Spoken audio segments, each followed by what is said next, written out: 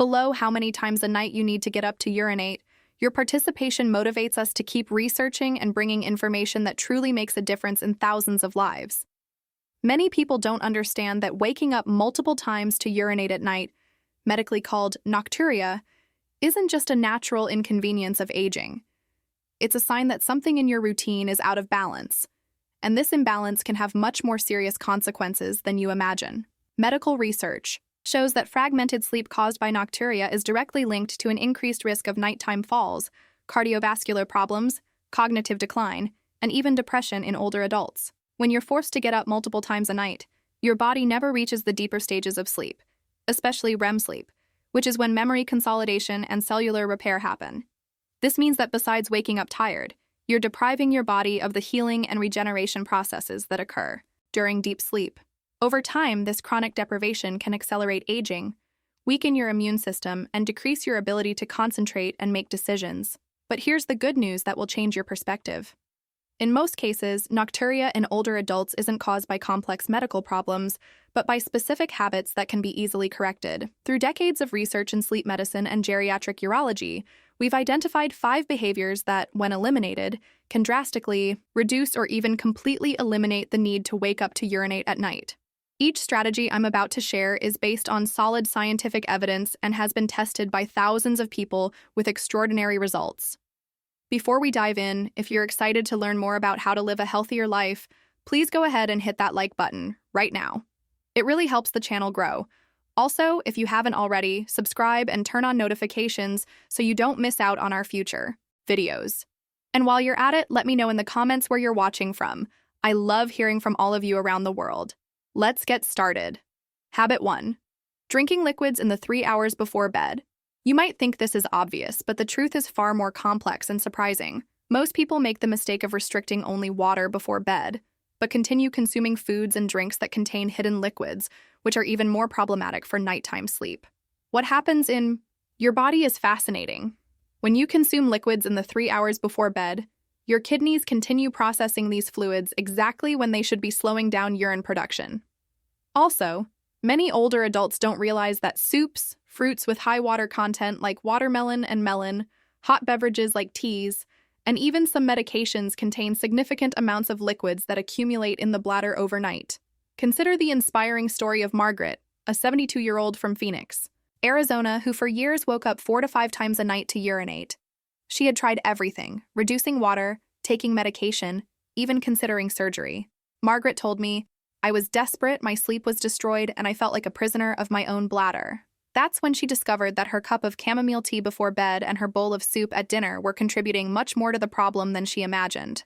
After applying the complete strategy I'll teach you, Margaret managed to reduce her bathroom trips to just once a night in 2 weeks. The benefits of correcting this habit go far beyond simply sleeping better. When you stop overloading your kidneys before bed, your body can naturally produce more vasopressin, a hormone that concentrates urine and reduces its production overnight. This means you not only urinate less, but also get deeper, more restorative sleep. You wake up more rested and have more energy during the day for the activities that truly matter. 2. Implement this change practically and sustainably.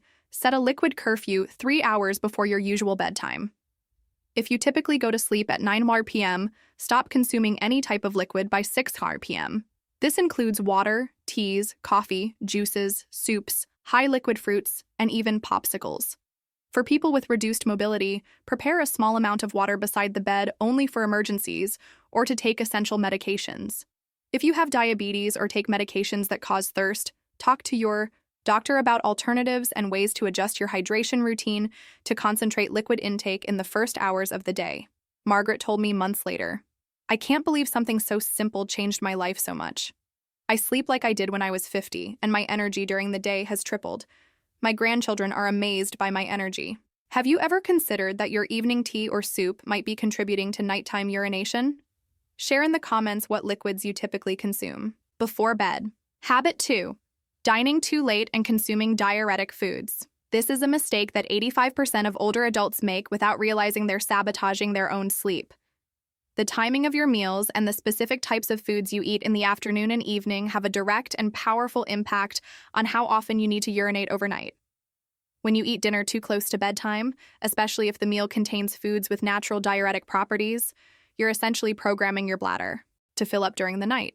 Foods like tomato, cucumber, celery, asparagus, watermelon, coffee, green tea, chocolate, and even some herbs like parsley and cilantro have compounds that stimulate urine production. The problem worsens because many of these foods are considered healthy, so people consume them unaware they are creating a vicious cycle of nocturia. The science behind this is fascinating. Your digestive system needs approximately 3 to 4 hours to completely process a meal.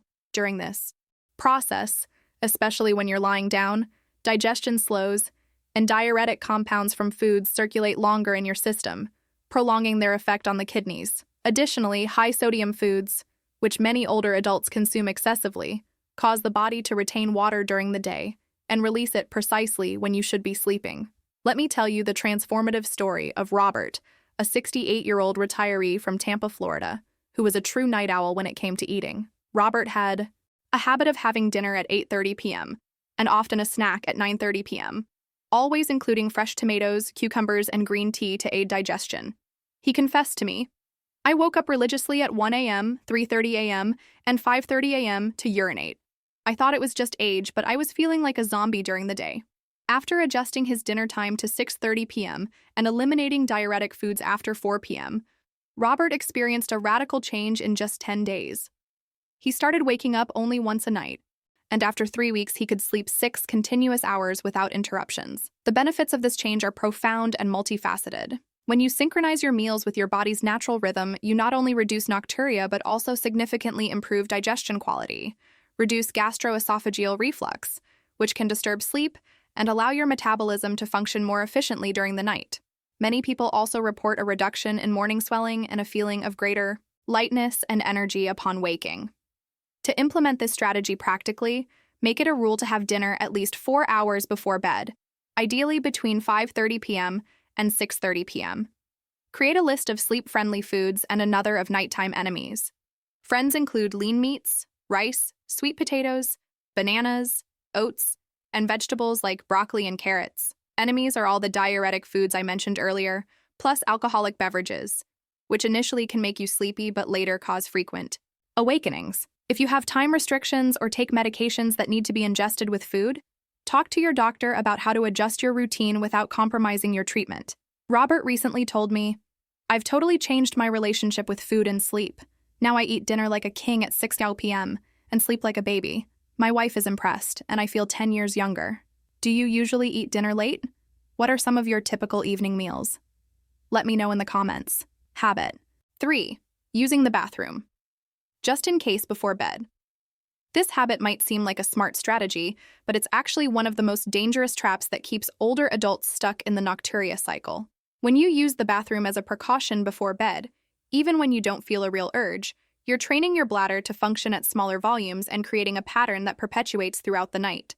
What most people don't understand is that the bladder is an extremely adaptable muscle that learns from your repetitive behaviors. When you constantly empty it before it's truly full, you're essentially teaching the bladder that it doesn't need to expand to efficiently store urine. Over time, this significantly reduces the bladder's functional capacity, causing it to send urgent signals even when it contains small amounts of urine, creating a false sense of urgency that interrupts your sleep even when there's no real physiological need. The physiology behind this is complex but fascinating. A healthy adult bladder can comfortably store between 300 to 500 milliliters of urine before sending urgent signals to the brain. However, when you develop the habit of urinating out of precaution, your bladder may start sending these signals with only 100 to 150 milliliters, creating a false sense of urgency that interrupts your sleep even when there's no real physiological need. Meet Dorothy, a 74-year-old widow from Seattle, Washington, who developed what she called a safety ritual before bed. Dorothy explained, "Every night, even when I didn't feel the urge, I'd go to the bathroom just to be safe. I thought I was being smart, but I ended up creating a monster." What happened was that Dorothy would wake up just 2 hours later with a full bladder sensation, when in fact she had trained her body to function at reduced capacity. After applying the bladder retraining technique I'll teach, Dorothy managed to gradually increase her storage capacity and now sleeps 5 to 6 continuous hours regularly. The benefits of breaking this cycle are extraordinary, and manifest quickly. When you allow your bladder to return to its natural capacity, you not only dramatically reduce nocturia, but also regain confidence in your control, reduce sleep-related anxiety, and significantly improve the quality of your nighttime rest. Many people also report a renewed sense of autonomy and control over their own bodies. To implement this change safely and effectively, start by applying the real need rule. Only use the bathroom before bed if you truly feel a clear and unequivocal need. If you don't feel the urge but are worried, try to distract yourself for 15 to 20 minutes with a relaxing activity like reading or soft music. In most cases, you'll find that the need was just anxiety. If you have a history of incontinence or take diuretic medications, talk to your doctor about the best retraining protocol for your specific situation. For people with reduced mobility, consider having a portable urinal by the bed for real emergencies, but avoid using it out of precaution. Dorothy told me months later, "I can't believe I was creating my own problem. Now I have full confidence that my body knows what it's doing, and I sleep so much better knowing I'm not a slave to my own anxiety." Before we move on to our next life-changing habit, I have a quick announcement for those of you who want to dive deeper into practical strategies for living your best life at any age. I've just released my new ebook, Health and Well-Being for Seniors. It's packed with comprehensive advice on nutrition, exercise, mental clarity, and more, all designed to help you thrive. You can find the link to get your copy right now in the first comment pinned below this video. Don't miss out on this valuable resource. Habit 4. Sleeping in an improper position and using incorrect pillows. This is a revolutionary discovery that few health professionals know about. The position you sleep in and your pillow setup have a direct and measurable impact on how often you need to urinate during the night. Most older adults sleep in a way that inadvertently creates additional pressure on the bladder and compromises circulation, affecting the normal functioning of the urinary system. When you sleep on your stomach or in positions that compress your abdomen, you're creating direct physical pressure on the bladder that can make it send full signals even when it's not. Additionally, incorrectly positioned pillows can affect blood circulation and venous return, causing fluids that accumulated in your legs during the day to be redistributed to the circulatory system overnight, increasing urine production exactly when you should be sleeping. The biomechanical science behind this is impressive. When you sleep on your side with a pillow between your legs and keep your spine aligned, you allow the bladder to assume its natural position without external pressure. Furthermore, this position improves venous return, reducing fluid buildup that needs to be eliminated during the night. Recent studies show that people who sleep in the correct position can reduce nocturia by up to 40% with just this simple change. Let me share the impressive story of Frank, a 71-year-old ex-military man from Denver, Colorado, who always slept on his stomach because he found it more comfortable. Frank told me, "I served in the Army for 30 years and always slept like that. I never imagined my sleeping position could be causing my nighttime problems." He consistently woke up 3 times a night and was seriously considering seeing a urologist to investigate possible prostate issues. After learning about the connection between sleep position and nocturia, Frank gradually transitioned to sleeping on his side with a pillow between his legs. In just 2 weeks, he reduced his nighttime bathroom trips to once or twice, and after a month, some nights he slept completely uninterrupted. The benefits of this postural correction go far beyond reducing nocturia. When you sleep in the correct position, you also reduce back pain, improve nighttime breathing, decrease snoring, and allow your spine to align naturally, resulting in deeper, more restorative sleep. Many people also report waking up with less morning stiffness and greater overall flexibility. To implement this change comfortably and sustainably, start by sleeping on your side, preferably the left side, which is better for circulation, with a medium firmness pillow between your knees to maintain spinal alignment. Use a head pillow that keeps your neck in a neutral position, neither too high nor too low. If you've always slept on your stomach, transition gradually. Start by leaning slightly to your side and use pillows to support yourself until the new position feels natural. For people with arthritis or joint problems, consider special ergonomic pillows or support cushions that make the transition more comfortable. Avoid sleeping on your back if you have sleep apnea or intense snoring. Frank recently told me, "I changed something as simple as how I sleep, and I feel like I've discovered a secret no one told me. I sleep better, wake up less, and even my back pain has improved. I should have learned this years ago." Incredible how a simple change in sleeping position can have such transformative results, isn't it? Before we move on to our next revelation, I want to make a special request. If This information is valuable to you. Show your support by leaving a like on this video. This helps us enormously to continue bringing research and discoveries that can transform the lives of thousands of people like you. Now prepare to discover one of the most common mistakes that might be sabotaging your sleep without you even suspecting. Habit 5. Inadequate room temperature and incorrect sleepwear. This is probably the most underestimated and surprising factor affecting nocturia in older adults, but one that can have the most dramatic impact when corrected properly. The ideal temperature of your sleeping environment and the clothes you wear to sleep directly influence urine production during the night through hormonal and circulatory mechanisms that most people are completely unaware of. When your room is too warm or you wear sleepwear that doesn't allow proper thermal regulation, your body enters a state of thermal stress that interferes with the natural production of vasopressin, the hormone responsible for concentrating urine overnight. Additionally, excessive heat causes vasodilation and changes in circulation that lead to more fluids being filtered by the kidneys exactly when they should be in nighttime saving mode.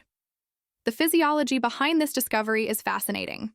During normal sleep, body temperature naturally drops by about 1 to 2 degrees C, 2 to 4 degrees, and this reduction is one of the signals the body uses to increase vasopressin and melatonin production. When the environment is too hot, above 20 degrees C or 68 degrees F, or you wear clothes that prevent this natural regulation, you're interfering with a fundamental evolutionary process that controls nocturnal urine production. Studies show that people who sleep in controlled environments, between 18 to 20 degrees C or 64 to 68 degrees F, can reduce nocturia by up to 50%. Meet the transformative story of Eleanor, a 69-year-old retired teacher from Miami, Florida, who had been battling nocturia for over 5 years. Eleanor told me, "I always like to sleep warm, with the air conditioning off and thick flannel pajamas, even in the Florida heat. I thought it was just a personal preference." What Eleanor didn't know was that this preference was completely sabotaging her sleep. She woke up 4 to 5 times a night, sweaty and with an urgent need to urinate. After learning about the connection between temperature and nocturia, Eleanor invested in a quiet bedroom air conditioner and switched to light, breathable cotton pajamas. The transformation was impressive. In less than a week, she reduced her bathroom trips to 2 a night, and after 3 weeks, some nights she slept completely uninterrupted. The benefits of this thermal optimization are profound and manifest in multiple areas of health. When you sleep at the ideal temperature, you not only drastically reduce nocturia, but also experience deeper REM sleep, better hormonal regulation, reduced night sweats, decreased snoring episodes, and a general feeling of greater rest and morning energy. Many people also report improved blood pressure regulation and fewer hot flash episodes in postmenopausal women. To implement this optimization practically and economically, keep your room between 18 to 20 degrees C, 64 to 68 degrees F, overnight using a fan, air conditioning, or simply opening windows when the weather allows. Replace synthetic or very thick sleepwear with natural cotton, linen, or bamboo fabrics that allow breathability. Use cotton sheets or natural materials that don't retain body heat. If you have a limited budget, consider at least a ceiling fan or a portable fan to improve air circulation. For people who feel very cold, use layers that can be removed during the night instead of very thick clothing. If you take medications that affect temperature regulation, talk to your doctor about how to optimize your sleep environment without compromising your health. Eleanor told me months later, "I can't believe something as simple as room temperature solved a problem that tormented me for years.